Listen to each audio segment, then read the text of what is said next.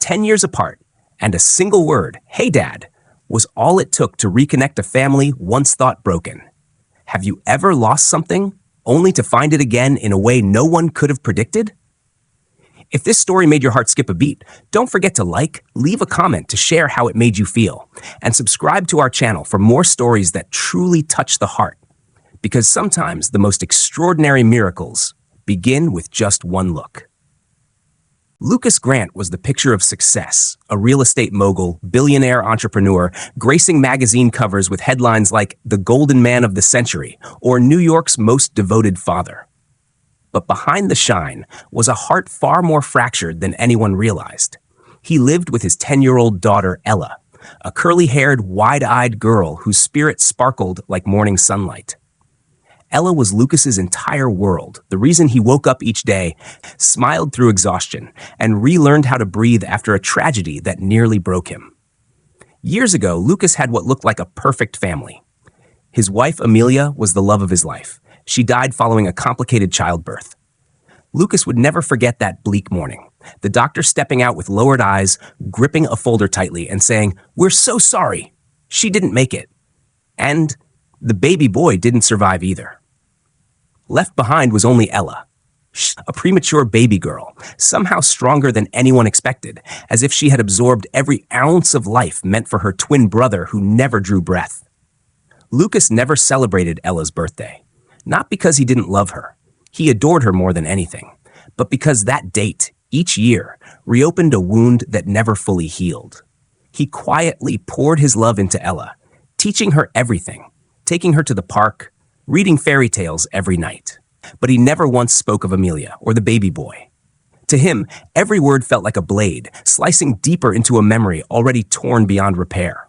But Ella was different. She was born with a warm heart, a vivid imagination, and a way of saying things that sometimes startled the adults around her.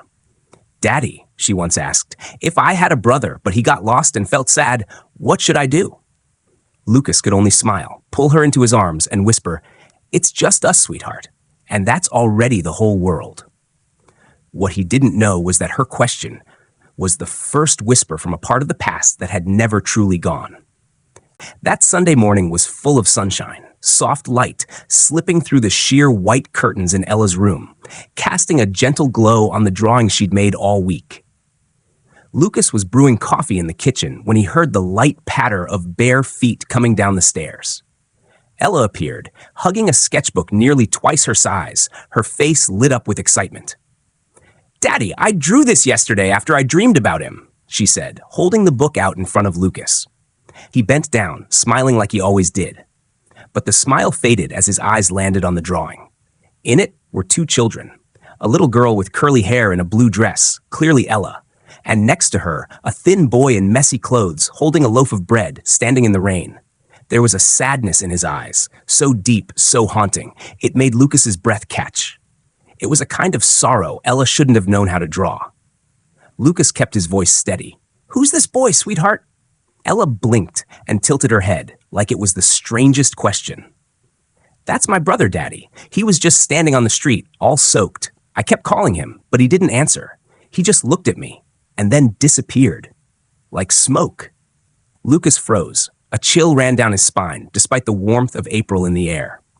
He sat down beside his daughter and gently asked, "Ella, how many times have you dreamed about him?" "3 times," she said softly. "The first time, he was really far away. The second time, he got closer, and this time, he was crying." Lucas looked back at the drawing. That boy, those eyes, that posture, wasn't just a figure from a dream. He was sure he had seen that image somewhere before. Maybe in passing on the street? Or buried deep within his own memory? All day, Lucas felt like his mind was caught in a maze. He tried to reassure himself that it was nothing more than the vivid imagination of a bright child. But how could he explain that strange feeling in his chest, the sense that something hadn't been laid to rest? That night, as he was tucking Ella into bed, she suddenly turned and wrapped her arms tightly around his neck. "Daddy," she whispered, "if I really see him in real life, will you believe me?" Lucas said nothing at first. In the soft glow of the nightlight, his daughter's face looked pure, sincere, and strangely like a message from the universe itself. "Yeah," he said at last. "I promise. If you see him again, I'll believe you." Lucas had no idea that promise would be tested much sooner than he thought. That weekend, Lucas decided to take Ella to the southern suburbs of the city, where a famous open-air market was known for old handmade trinkets. Ella loved cloth dolls and wooden music boxes. For Lucas, it was simply a way to escape the unanswered questions swirling in his mind. Around noon, as they waited in line for some fresh waffles, Ella suddenly gripped his hand tightly. "Daddy," she whispered, "it's him." Lucas turned, following her gaze. Across the street, on the sidewalk, a boy around 10 years old was hunched over, picking up half a piece of bread that had fallen. His shirt was torn at the shoulder, jeans frayed at the cuffs, and one sneaker was missing its sole. The boy gently blew the dust off the bread, then ate hurriedly, as if it were his first meal in days. Lucas felt his chest tighten, as if something had seized his heart. Ella began trembling. Her voice rose, cutting through the crowd. "Daddy, that's my brother!" People turned, curious glances, a few frowns. But Lucas didn't notice them. He was frozen, not because of the sudden attention, but because of the boy's eyes as he looked up at them. Deep brown, shadowed beneath a mess of tangled hair. Unmistakably familiar. The boy looked at Ella for a few seconds, then suddenly turned and ran, as if frightened. Lucas immediately grabbed his daughter's hand and took off after him. They darted across the street, weaved through a row of food stalls, and stopped at a narrow alley at the far end of the market. But the boy was gone. Only a broken piece of bread lay on the ground. Damp, crumbling. Lucas was gasping for breath. He felt like someone who had just stumbled into a nameless dream. Ella held tightly to his hand, her eyes glassy with tears. "Daddy, you saw him, didn't you? He's real?" Lucas crouched down, bringing himself to her eye level, and gently touched her cheek. "Yes, I saw. I believe you. I promised, didn't I?" In that moment, deep inside, he knew this boy wasn't just a homeless child. There was a connection between them, something stronger than memory, beyond logic. And if Ella was right, if that boy truly was who Lucas feared he might be, then he had just lost the child he thought he'd already lost, one more time. That night, Lucas sat alone in his study, the soft amber glow of the desk lamp casting light across an old file he had just retrieved from the safe. He hadn't touched it in years, the medical file of Amelia, his wife, from that tragic childbirth 10 years ago. The diagnosis was clear. Twins, one male, one female. But on the following page, only Ella was listed as surviving. The section for the baby boy had been crossed out with a faded red pen. Back then, Lucas had been too shattered to question anything. The attending physician, Dr. Morris, had spoken in a low, sorrowful voice. "The baby boy wasn't breathing at birth. We did everything we could." Lucas remembered the numbness he felt, caught between mourning the woman he loved and forcing a smile for the fragile baby girl fighting for life in an incubator. Like so many others, he chose to bury the grief that never had time to fully form. But now, just one glance, one pair of eyes from a boy on the street had cracked that buried pain wide open. Lucas opened his laptop and typed Dr. William Morris into the search bar. Nothing came up locally. After more than an hour of digging, he found a faded article in a Canadian medical journal. Dr. William Morris, New Life, New Clinic in Montreal. The date of publication, just 1 month after Amelia's death. Why had he left so quickly? A chilling thought crept through Lucas's mind. Had something been hidden? He picked up his phone and called an old contact, a private investigator who had once helped him during a business dispute. "I need you to pull the full birth records of my wife at St. Vincent Hospital, October 10 years ago. And if any staff who worked that day are still alive, I want to meet them." The line went quiet for a few seconds before the voice replied, "Lucas? Who is this about?" Lucas clenched his fist. "The son I thought was dead." The next morning when Ella woke up, she saw her father sitting on the couch, still wearing the dress shirt from the night before. A cold cup of coffee rested in his hand. She quietly climbed onto the seat beside him and leaned against his shoulder. "I believe he's still alive, you know?" she whispered. Lucas gave a slight nod. "I'm starting to believe it too, Ella, and I won't let you dream alone anymore." Out there, somewhere in the vast city, a boy had no idea. Someone was finally coming to find him. Just a few blocks away from Lucas's upscale neighborhood, on the edge of an abandoned park, was a makeshift shelter for homeless kids. Beneath the shadows of a concrete overpass, Jaden, the 10-year-old boy Ella had recognized, sat curled up, clutching a torn coat someone had discarded. Beside him lay a small cloth bag holding a few crumbs of bread and a weathered notebook with frayed edges. Jaden didn't remember much about his early years. The memories came in flashes, like burned pieces of film, harsh white hospital lights, the sting of antiseptic, a lullaby in a voice he didn't know. Then came the stern face of a woman he'd once called foster mom, and the punishment, yelling, hitting, for wetting the bed or not folding a blanket right. Later came the orphanage, where hunger and invisibility taught him how to survive. The name Jaden was one he gave himself. On old records, he had once been listed as Baby X, an abandoned child with no known origin. At that same moment, Lucas received a call from the private investigator. "I found an old hospital report. You're going to want to see this for yourself." In a small office, where forgotten records sat untouched in rusted metal drawers, Lucas held a faded copy of a birth certificate that had never been entered into the official system. Under mother's name, Amelia Grant. Father's name, Lucas Grant. But what took Lucas's breath away was the name of the child, Jonah Grant. Jonah, the name Amelia had chosen for their son before she even knew she was carrying twins. Lucas stared at the name, mind blank. How did this name never show up in any of the official records? The detective shrugged. Because someone covered it up. I also found the name of a nurse who assisted during the birth, Sylvia Morrison. She left the hospital just weeks after your wife passed. Rumor has it she was deep in debt. Lucas shot to his feet. I need her address. That evening, when Lucas shared just enough of the story for Ella to understand, the little girl sat in silence for a long moment. Then she stepped into her bedroom, pulled something small from a drawer, went there and placed it in his hand. It was an old, scratched pewter heart-shaped locket. I found it the other day when he ran away. He dropped it, Daddy? Lucas opened the locket. Inside was a faded engraving, to JG from Mom, with all my love. He couldn't say a word. He just pulled Ella into his arms. That boy was no longer a theory. He had a name. He had memories. And he had a mother who had once loved him. Late in the afternoon, the city sky was veiled in a blanket of gray clouds. Lucas drove to his late wife's childhood home, the place where Amelia had lived before they married. The small 2-story house, now overgrown with ivy and long untouched, still held the same layout from the days when Ella's grandmother was alive. Lucas hadn't been back in years. The door creaked loudly as he pushed it open, and dust filled the air like a welcome from an old, forgotten friend. Yet, in his heart, this place still held fragments of sweet memories.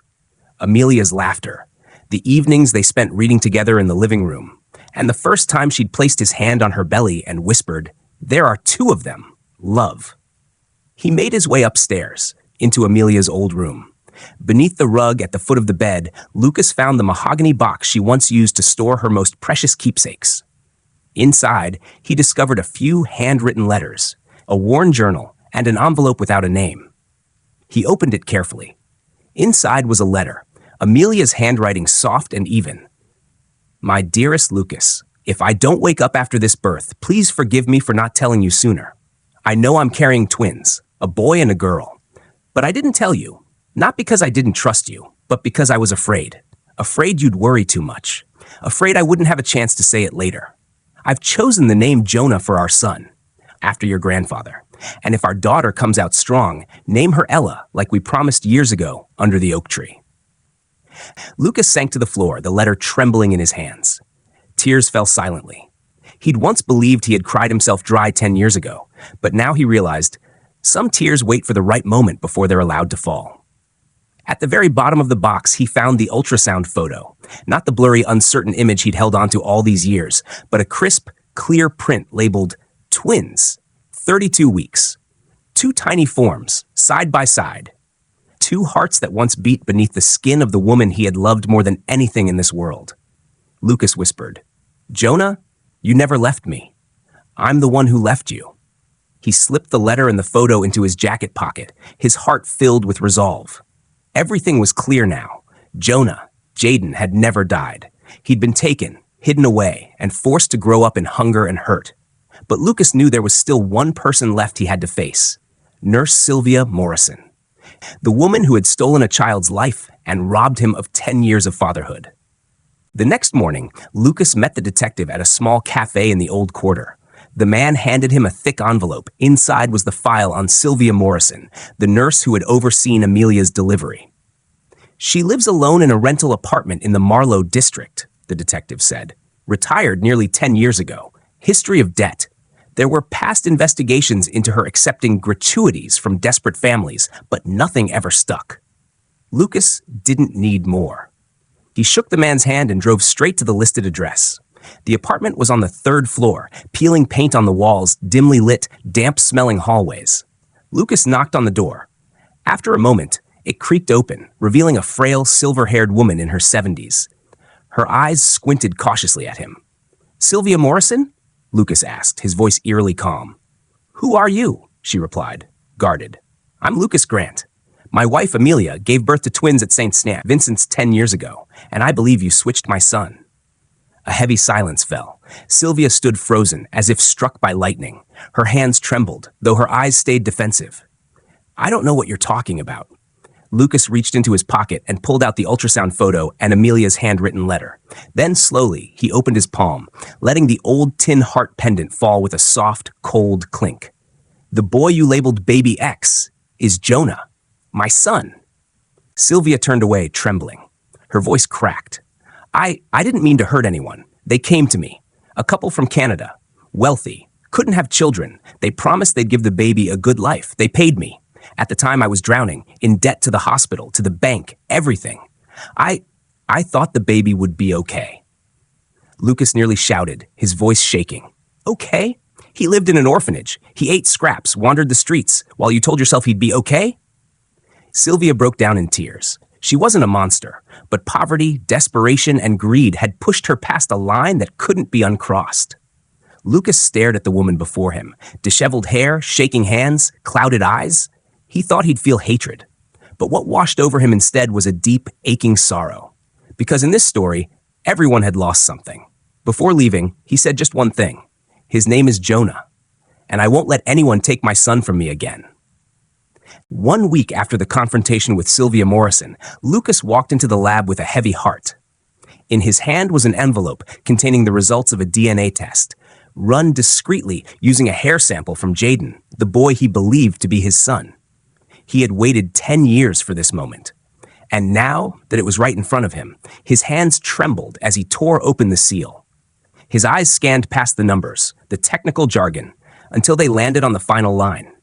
Conclusion: probability of biological father-son relationship, 99.998%. Match confirmed. Lucas collapsed into the chair, head bowed. His chest felt like something had struck it from the inside.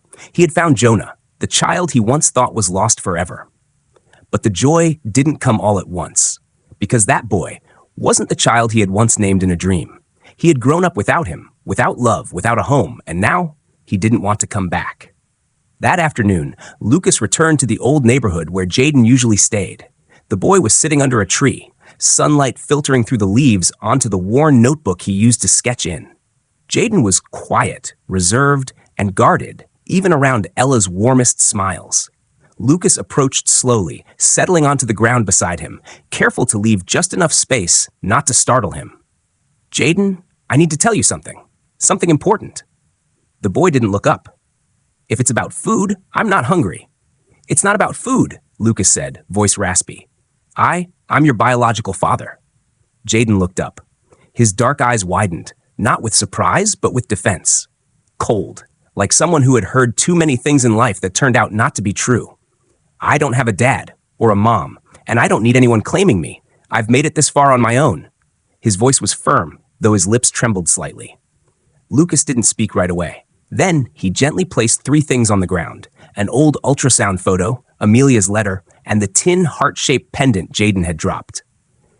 "I'm not here to take you away. I'm just here to say I'm sorry for not being there, for leaving you alone all these years." Jaden stared at the items as if they came from another universe. He didn't speak. He didn't cry. He simply turned his face away.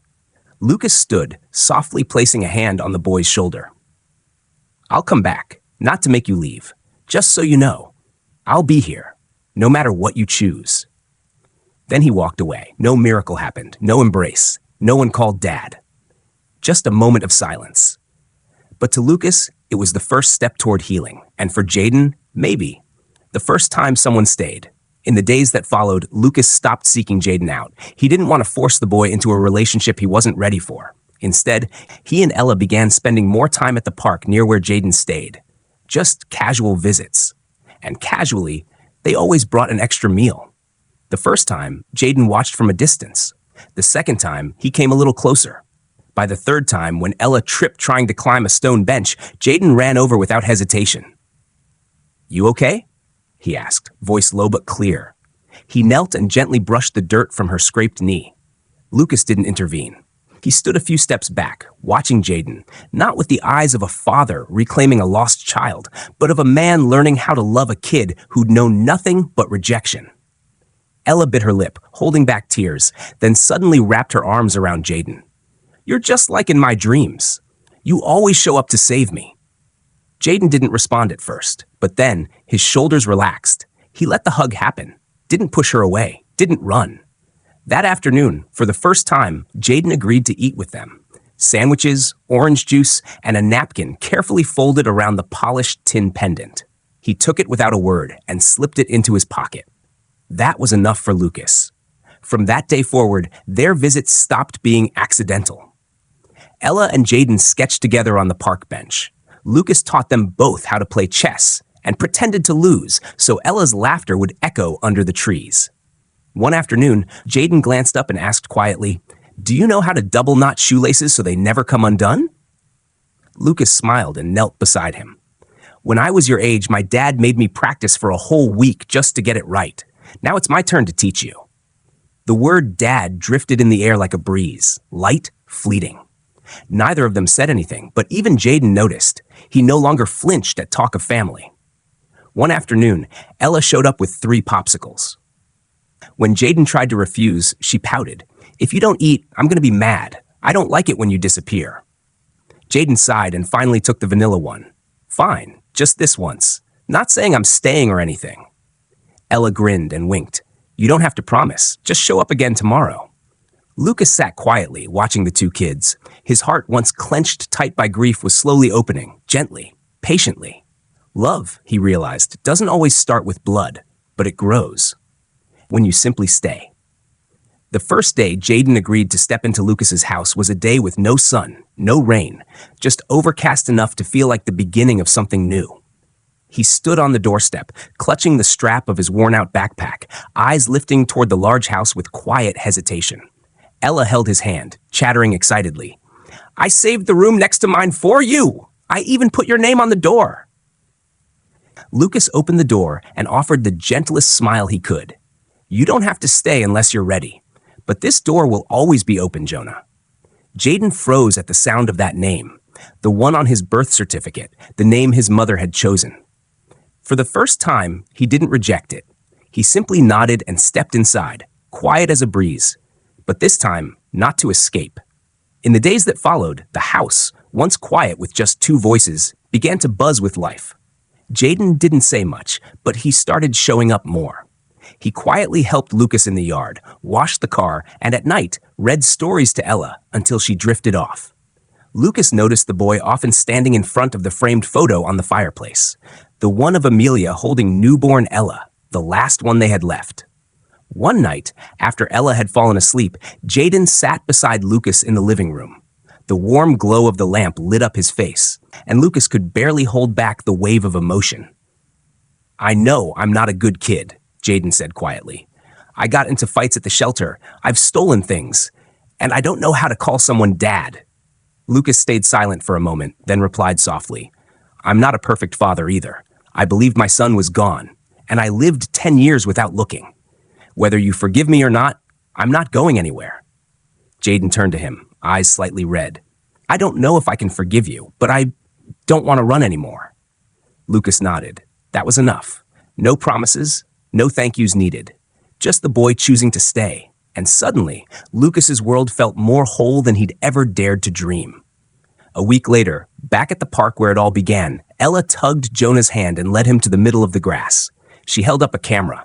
"Let's take a picture with Dad," And you better smile. Lucas knelt down and wrapped his arms around them both. The camera clicked, capturing a family that wasn't perfect, but whole.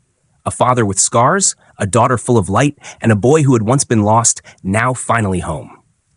Because family doesn't always start with blood, but it always ends with love.